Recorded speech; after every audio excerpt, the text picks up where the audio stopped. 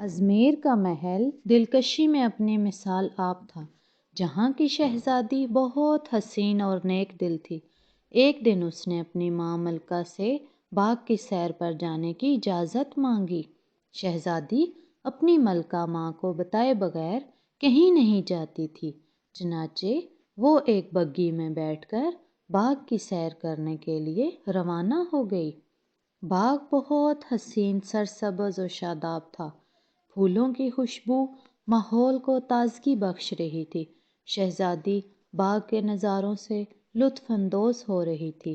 उसने अपने करीब खेलती हुई एक कम उम्र लड़की को देखा। वो अर्शी थी, जो उस बाग के माली की बेटी थी। उस गरीब लड़की को शहजादी ने अपने पास बिठा लिया और उससे बातें करने लगी। थोड़ी देर में वो दोनों पक्की दोस्त बन गईं। ये देखकर एक शाही मुलाजमा ने उससे कहा, आप अजमेर की शहजादी हैं, इस गरीब लड़की से दोस्ती करना आपकी शान के खिलाफ है। शहजादी ने कहा, मैं जिस अल्लाह की बंदी हूँ, अर्शी भी उसकी बंदी है। अल्लाह की नज़र में बादशाह गुलाम और अमीर गरीब सब बराबर हैं।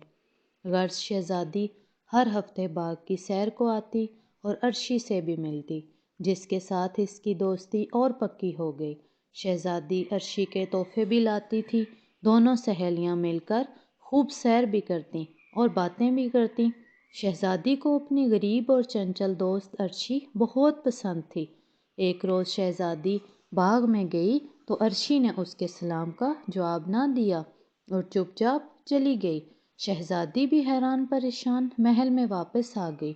अगले हफ्ते शहजादी बाग में पहुंची तो अर्शी ने उससे माफ़ी मांगी, लेकिन अब शहजादी उससे नाराज़ थी, इसलिए कोई जवाब दिए बगैर ही चली गई। मलका ने जब शहजादी की ये हालत देखी तो वजह पूछी।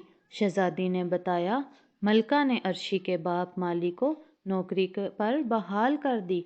इसके बाद शहजादी और अर्शी फिर से दोस्त बन गईं।